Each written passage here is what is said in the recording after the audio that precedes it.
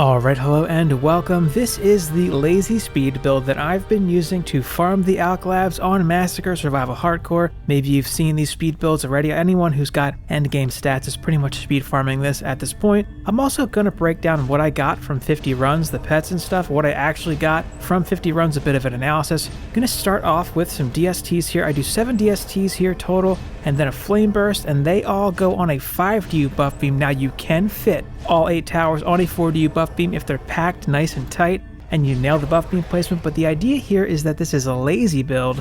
You can just slop down these 8 towers and throw a 5DU buff beam down and nail the placement every time. That's the idea.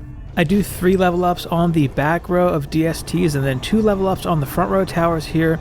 That's an even way to spend the mana, and then I throw down a couple of 1DU reflect walls on either side of the tower stack, and because we've got a 5DU buff beam, I can always get it to poke out on one side, so I can jump down and max that buff beam out without having to fish through the reflect wall and then level the buff beam that way. That can get kind of frustrating. And I've got an Inferno Trap and a Thunder Spike going down pretty close to the crystal, a Healing Aura off and out of the way, big enough to hit everything, and then an Ensnare and Electric Aura going a little closer to the furnace. Here I'm swapping to my Boost Monk. I'm going to G up, max out the Inferno Trap, and drop a Tower Boost. The Tower Boost is going to boost the Inferno Trap too, but you have to make sure it's boosted and leveled before it gets triggered. That way it gets the boost the whole time, and then I'll max out the Electric Orb. That's a lower priority. Everything's buffed and boosted now, and this is it. This is where I live for nearly the entire run. So if you're new to these speed builds and you're not sure what's happening, I've got a Striking Gemstone on my Boost Monk here that is buffing the auras and traps, so they're extra large now and they're hitting basically everything on the map. The Electric Aura is really doing most of the work here. The Inferno Trap is being boosted by the Striking Gemstone as well, and it's making it big enough to hit the buff beam that the towers are on, so everything is on the buff beam now.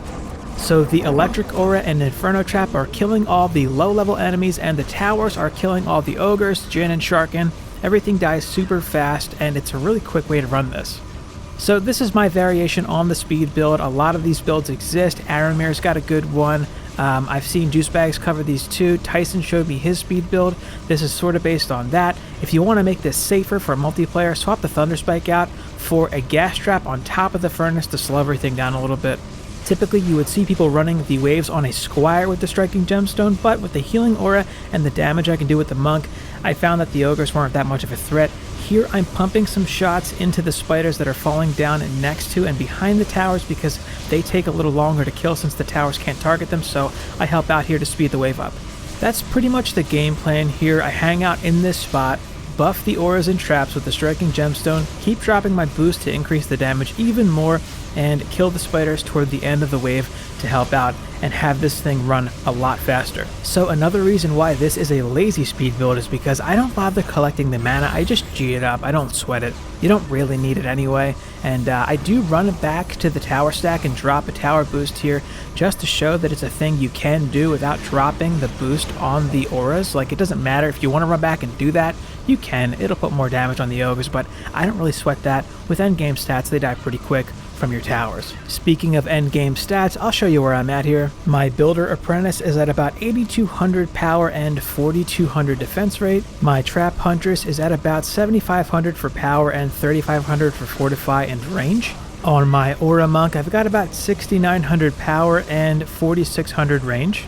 And my Beam EV is at about 8,200 power and 3,906 on the Fortify for max armor. To make the build safer and run it with lower stats, just swap that Thunder Spike out for a gas trap and put the gas on top of or maybe behind the furnace. That way it locks everything down behind the furnace where most enemies are coming from. You don't want to boost the gas trap and make it the size of the whole map because it's going to slow things way down, and at that point it's no longer a speed run. Alright, so rather than actually showing all 50 pets and 50 chest pops, I thought that would be super boring, so I'm just going to go over what I actually got. I put everything into an Excel file here, and I'm just going to break it down, the actual results of the 50 pets that I got from the victory chests. All the pets are broken out into columns here, and the numbers represent max upgrades. Oddly enough, the pet distribution is pretty even, but I did get majority griffins and paddles. They were the most common here. The average max upgrade across all pets was 247, but oddly the cats can drop at super low max upgrades, my lowest being 133. The lowest max upgrades are highlighted in red and the highest are highlighted in green per pet. The orange cat is actually the highest percentage I got, a little over 80% base, but it was on a 174, so not very good. Of all those rocks, only the 318, the highest, actually had all 4 tower stats. So I did want to highlight this here. A worst case scenario, you get a physically resistant ogre that spawns out of the side lane and makes it to you with a good amount of HP. Given that you're on your monk with fire damage, presumably, he's pretty easy to take out. So yeah, that's something you can do. Just shoot at the Phys-immune ogres and they will go down pretty quick if you've got a Drake Tooth. I did pop every chest with my Huntress, so let's take a look at the demon horns that I got real quick. Only 3 came out godly, a 319, a 313, and a 331. There were 2 mythics at a 192 and a 190. The average upgrade max across the board was a 258, and most were trans, ranging from low 200s to low 300s. You may have noticed that I queued up for wave 25 on my boost monk still. Now normally people fight the boss with their squire and that's totally fine. However, one time I queued up with my monk by accident and I figured, well, I'll just fight the boss and see how it goes. And it went surprisingly well, so I'll walk through the steps in terms of fighting the boss with your monk if you'd like to. Taking a closer look at the defenses here, we can see that the Electric Aura is doing most of the lifting here. It's got over 5,000 kills. The Inferno Trap is a distant second, however, it is killing a lot of enemies for us, and I do check the Thunder Spike Trap, far less kills, but that's single target, so we would expect that. I check a back row DST here, hundreds of kills and hits, same thing with the front row DSTs. The Flame Burst, however, has a lot more enemies hit and some more enemies killed because it has splash damage, so that's to be expected. I do boost and then jump off the tower stack here. Now this is what I do for the boss fight. I always bait the Fire Trail off to the side, take a hit, and then come back to the Furnace. I bait him in a little bit while I attack these Dark Elf Warriors, and then I just go right to his feet. If you're at his feet, he'll miss. He always does a fireball after 2 swings, and it's easy to juke that. If you try to juke the fireballs and you get hit, just heal, it's fine. You can juke these though. I show that a little bit later, and then I run back to his feet after he throws a couple, and he comes down for that attack. I boost the towers again, and if you're by his feet, he's super easy to dodge his melee attacks. If you get hit, it's going to be big damage, but you don't get hit if you're by his feet. And yeah, that other Fire Trail I kind of baited away from the Furnace so that I can come back here. I juke a fireball there, so you can see that's the way you can juke them. But yeah, it's not that bad on your monk, surprisingly. So I pop the chest here, of course, and I just pick everything up real quick. And to show the time, this was an 11-minute, 4-second run. That's decent. I do get faster runs. Here's an example of what you could do if you wanted to collect mana. I think the best bet is to just do a quick lap behind the Furnace and get that mana. Most of it's going to be back there anyway. It'll add some time to the run, but if you want to grab mana to upgrade your towers, that's the way you can do it. If you do that every wave, you'll get like 9,000 or 10,000 mana, and then that'll be plenty to drop a bunch of levels on your towers to have them deal more damage, and it'll make for a quicker boss fight. I saved it all here for the boss prep phase rather than upgrading after each wave because you're going to have to wait for the boss anyway. That's something productive you can do during that time. I think the best time to leave the auras and traps to collect mana, if you're going to, is right before that spider party comes down, right before all the spiders drop in.